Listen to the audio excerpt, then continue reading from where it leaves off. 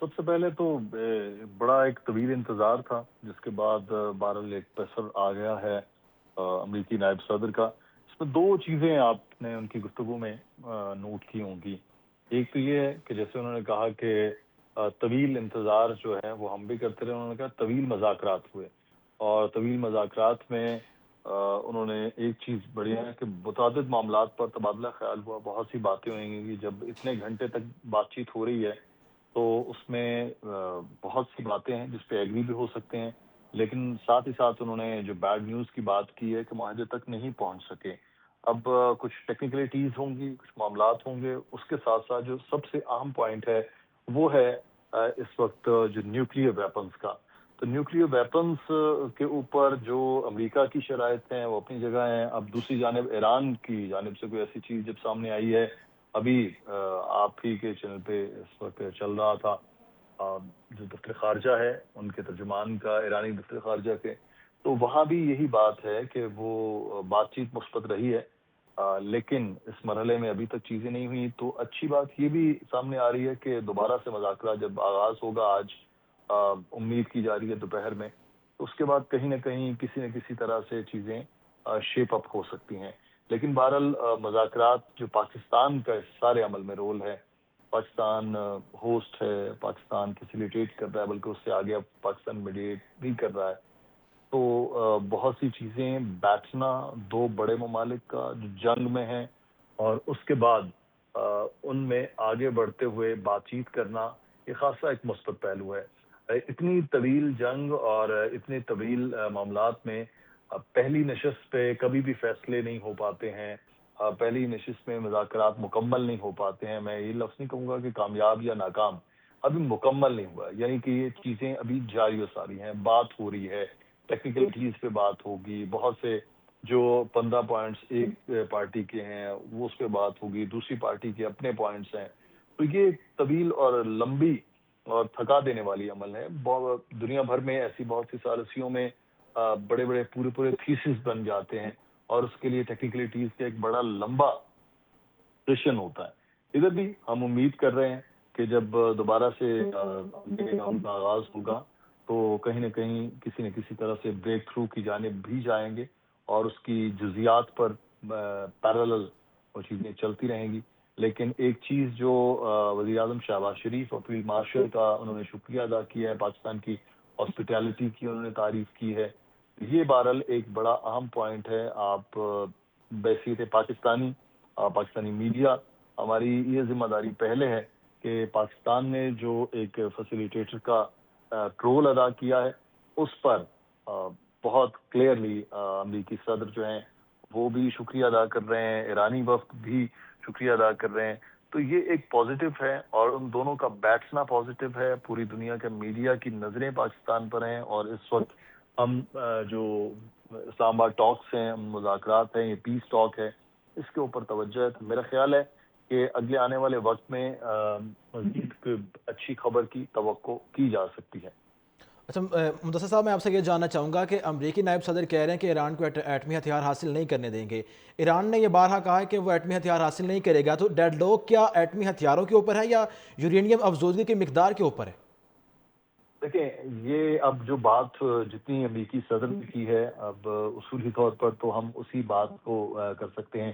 اندر کیا بات ہوئی ہے، یہ یورینیم آلودگی کے حوالے سے بات ہے، یا یہ اس میں اب ٹیکنیکلٹیز ہیں، جیسے میں عرض کیا، اسپیکولیشن پہ ہم باتیں کرنا شروع کر دیں گے، بہت سی باتیں کر سکتے ہیں، لیکن کیونکہ یہ ایک حساس معاملہ ہے، ذمہ داری کا مظاہرہ کرتے ہوئے ہمیں ایسی کسی بھی اسپیکولیشن پہ نہیں جانا چاہیے۔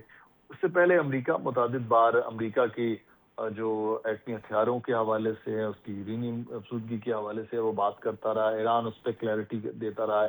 اس سے پہلے بھی ایران نے بارہا کہا کہ وہ ایٹمی ہتھیاروں کی تیاری نہیں کر رہا ہے۔ اب کن معاملات میں ایٹمی پروگرام کے حوالے سے بات ہوئی ہے، یہ اب اگلے آنے والے دنوں میں جب ایران بھی اپنا فیڈ بیک اس پہ دے گا کہ کیا بات ہے، جب اس کی تفصیلات سامنے آئیں گی اس پہ ہم تبصرہ کر سکتے ہیں۔ ابھی خبر صرف جو سامنے آئی ہے وہ امریکی نائب صدر کی پریس بریفنگ سے ہے، لیکن اس کے اندر جو انہوں نے بات کی ہم اس کے اوپر ضرور تجزیہ اور تبصرہ کر سکتے ہیں۔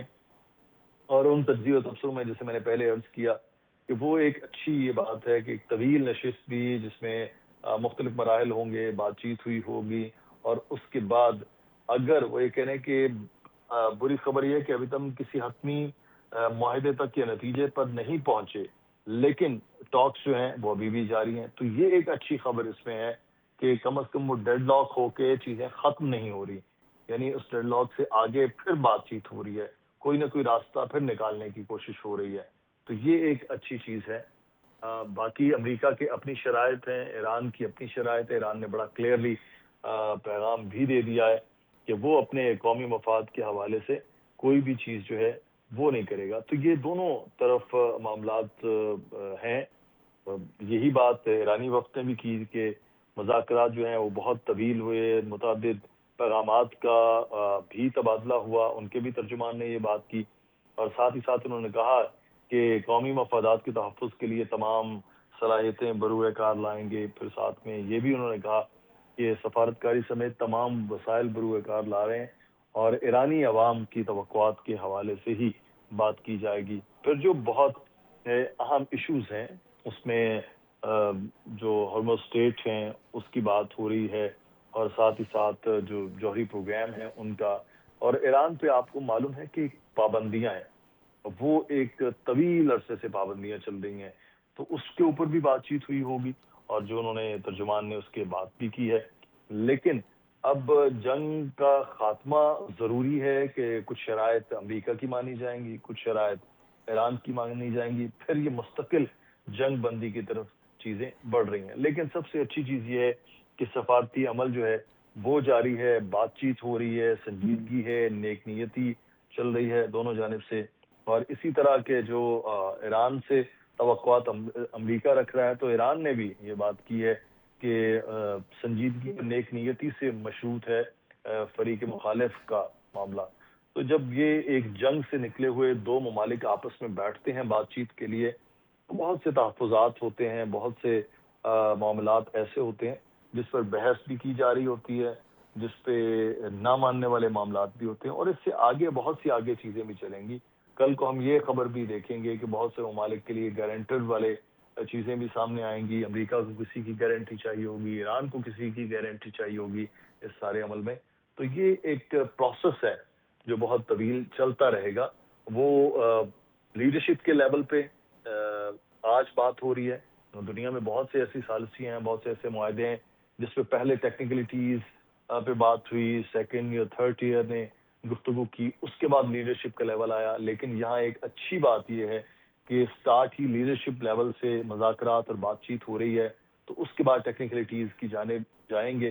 آپ ایرانی وفد میں دیکھ لیجئے کہ اس میں بہت سے اداروں کے جو سربراہان ہیں وہ آئے ہیں. عمومی طور پہ یہ لگ رہا تھا کہ شاید ان کی وزارت خارجہ کے لوگ ہوں گے، ان کی حکومت کے اہم لوگ ہوں گے، لیکن ان کے تو جو بینکرز ہیں وہ بھی لوگ آ رہے ہیں، ان کے فائنانس سے جڑے ہوئے لوگ وہ بھی آئے ہیں. اس کا مطلب یہ ہے کہ وہ ایک سنجیدہ مذاکرات کے لیے آئے ہیں. اسی طرح سے امریکی وفد دیکھیں گے، اس میں بھی اس طرح سے ہر ڈپارٹمنٹ سے لوگ ہیں. تو دونوں جانب خاصی سنجیدگی نظر آ رہی